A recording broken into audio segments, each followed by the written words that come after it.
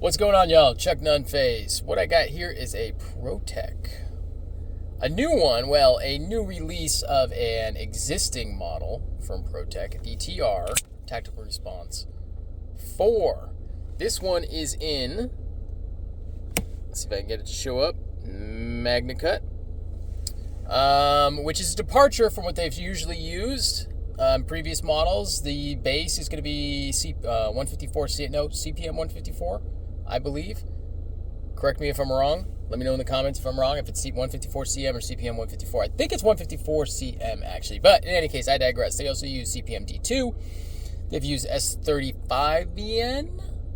But in any case, they have used, the new release is with Magnacut steel. And it is also with this very cool feather pattern, which is not new to the knife. They have used this on previous iterations, but it is nice. It is nice. So there's a couple things. There's a lot I really like about this knife. There's one thing that I really don't like about this knife. And so why don't you let me know in the comments right now. Comment below what you think the thing is that I don't like about this knife, and I'll let you know if you're right. So yeah, first things first, the look. I love the look of it. Fantastic. I think this is just a great looking knife. I have always thought the TR-4 was a great looking knife. Really just, it's just awesome. I love the lines on it. I love this gentle slope right here for that drop point. The handle all follows the same kind of arch. The finger grooves I think look good. They feel good. More on that later. I think the scales look great. I like the milling on the scales. Yeah, I think the look of this knife is fantastic. The bannering on the blade is not bad. I mean, I don't mind that, you know, where it's got Protech and it's got Magnacut right there. The quote-unquote clip, or the clip side is sterile. But yeah, I mean, that bannering's not bad. I mean, yeah, it's right there. It's lasered in there. It looks great. The button looks good. The hardware, it's all blasted, a media blasted hardware, and the button is media blasted. The safety switch is more of a kind of a shiny, I wouldn't say polished, but more of a raw stainless. And then you've got this two-tone look right here where it's this media blasted backspacer, but it's also a polished steel backspacer here, and it is steel, by the way. And if you hear a little pinging, I'm under a oak tree or something like that, and it's dropping acorns, so that's what you hear. So yeah, I think the look of this knife is fantastic. The ergos and the feel in hand, excellent. Excellent. Now I know some people, finger grooves, they don't work for people. They may just want one sort of finger choil. That's not the right word that I'm looking for, but finger weld, that's the word I'm looking for in a knife, and they're fine with that, but they don't like a lot of finger grooves. Generally, I'm hesitant on finger grooves, but they're not a non-starter for me. My hands are pretty standard. I have like a medium-sized hand. They're pretty standard, and I don't mind these finger grooves at all. I mean, it's comfortable there for more of an extended grip, comfortable here in a standard grip, hammer grip, saber grip. You know, choking up on the blade, that choil is great. Feels great in the hand. Let's see, in reverse grip, fine. Not ideal, but fine. Yeah, not great, but most knives aren't great in this position. That's fine, however.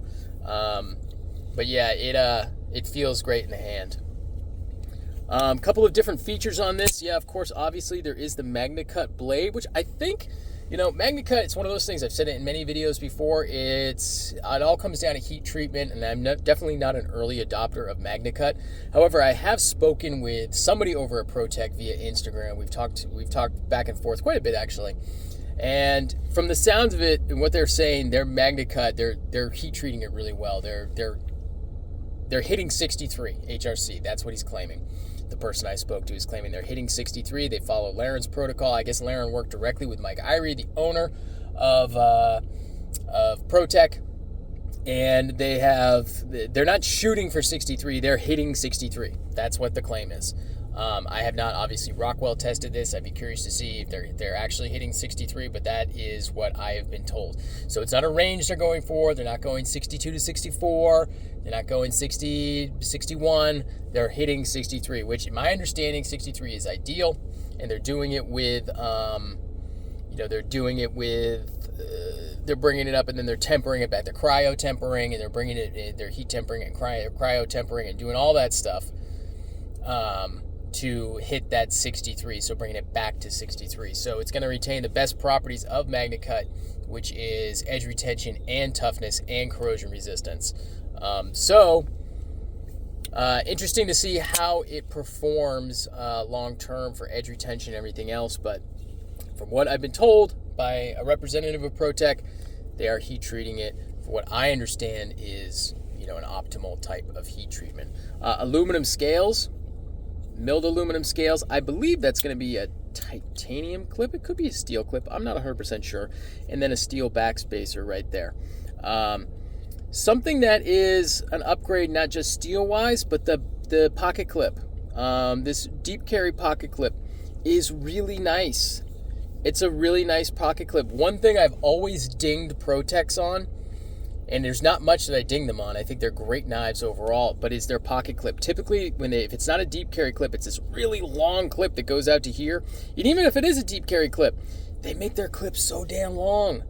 And I told the guy I was talking to from Protech, I go, one thing that I've always hated about Protech is the long-ass clips y'all put on knives. It's crazy how they go down here. Now, typically, if it's a standard 3-hole clip, you can replace that with like an Emerson clip, maybe even a Benchmade clip too. Like, it's not hard to just put something else on there. But I cannot stand a lot of Protech clips. But this one is really well done. And you can also see right there, you have this nice milling pattern, this feathered milling pattern. But when you get to the spot under the clip, they have left it, they've milled out a groove, a moat, if you will, around. And then it is flat where the clip is going to land. So it's really easy in and out of the pocket. Really easy. And notice those screws right there. Completely flush screws. Take note, Microtech. That's how you do it. It's pretty awesome right there. No complaints about that. The pocket clip is really good on this knife. Really, really good. The action, snappy. Typical Protech. I mean, I've said this in many videos. Protech doesn't really miss when it comes to making the side opening auto. They do a really good job. It's not the strongest. Microtech will have a stronger opening, but it is more than adequate, and it fires with authority every time. The button is nice, actuates nicely, very easily. If you hold it a certain way, you will get a little bit of a blade rebound. Like right there, I got blade rebound. But generally speaking, you don't. It pops right out, snaps out with authority. Very positive. Spring is strong enough in that regard. It closes easily. You can close it one-handed with a little bit of practice. Just be careful if you're not used to doing that. Just kind of be careful closing them one-handed, because these blades are under pressure. So if you're not careful, it can just slip. It can fling out of your hand. It can fall. You can damage the blade. You can cut yourself. Things like that. So be careful. And then it also has, feature-wise, it also has a lock right there. So a sliding lock. As you can see, this is the fire position, I guess you want to call it, and then this would be the safe, where I can't release the blade. Now, it won't automatically, when I make it unsafe or when I put it on live, it won't fire it. You'd still need a button press in order to fire the blade. Now, this, however, does not act as a blade lock. I cannot push this forward and have this act as a blade lock. The button lock, the plunger there, is what is acting as the blade lock, which is more than accurate. Now, you may have guessed already. Oh yeah, well, look, real quick, the feel, everything is soft. It feels great in hand. I mean, it really does. This thing feels just fantastic. The edges are nicely knocked down. All of this looks very aggressive in pictures, but when you hold it in your hand, it's not. I mean, it provides positive traction, but it's not super grippy. It's not going to tear up your pants. Everything it's all softened where it needs to be softened. Like it's very nicely done. And it also, the aluminum also seems a little bit distressed as well. Like it's been tumbled a little bit, and so the corners have, a little manufactured wear in them, whatever you want to call that. It just looks great, and it feels great in the hand. It really does. I mean, this thing feels great ergonomically, but also tactilely, it feels great as well. So that's another thing that is a major plus. Oh, blade stock thickness as well. It is 0.125, I believe, which kind of brings it in like Sabenza territory. So it's nice thin blade stock. Pretty good flat grind, high flat grind on that, high saber. And I was slicing a little bit last night. I sliced my apple at lunch today, peeled my apple, nice little long strips, curly strips of apple skin, and broke down a box. It was recycling day in Casa de Dunface, and broke down just one box. That was the only one I needed to break down. But it was zipping through cardboard. And so used that as an opportunity to kind of test how this went through cardboard. And it was just zipping right through it. One thing I would say a weakness in Protech is sometimes their sharpness from the factory is, it's okay. Sometimes their grinds are uneven, their bevels are uneven. This one is pretty darn good. I am going to sharpen it on my KME. I think we could do a little bit better on the heel right there, kind of make even everything out. But overall, the sharpness was good. It did feel like it had a bit of a burr left over, and I stropped it a little bit. It still felt like it was kind of there. Like I could even hear it on my strop, on the leather. And I was going, there's a little burr on there. And I've got compound, but it didn't quite come off. But I didn't work at it for a long time. But when I went through the box, and I was cutting up the box, I think that did it. Because, cardboard is really abrasive, and I think that kind of took care of the burr because I didn't notice it after that, and I stropped it a little bit after breaking down that box. I stropped the knife a little bit. Oh, yeah, but, blade stock thickness, there is the, let's see if I can get a decent comparison. This is the 8020S and the Protech. I'll do a tabletop on this one. It's about the same as the 8020S. If I had to guess, I would say it's a little thinner. Yeah, it's a little thinner than the 8020S. But it's kind of hard to tell in the format that I'm shooting in my car here. But it is going to be a little thinner. And then it's got a nice distal taper on it as well. With the tip being thin, but not needle-like. I mean, military, paramilitary too, things like that. They're going to be a little thinner than that. So, I don't know, going back to it, what's the thing that I don't like on this knife? Let me know in the comments. Hopefully you've already commented. But I'm going to tell you right now, it is the safety. I don't really understand why they include the safety on this model. The TR-4, the Tactical Response 4, has a safety. I can't remember offhand if the 3 has one. I don't think it does. I don't understand the rationale behind putting a safety on this knife. They don't do it on their other knives, or at least not the majority of their other knives. I don't know why they do it on this one. I really don't. I don't think it serves a purpose. I don't know anybody that's going to carry it. I mean, yes, for some people will, but not many people are going to carry it safety on. I'm not going to carry it that way. In fact, I'm going to even put a piece of goon tape over it or something like that so it doesn't accidentally actuate. If you're looking at it from a military law enforcement type standpoint where, oh yeah, we need to have a safety on it so we can get some sort of contract, maybe. But even looking at in a tactical situation where you gotta counter-strike Osama bin Laden and you need to be all stealthy, first of all, who's going to carry this knife in a stealth situation? That's loud.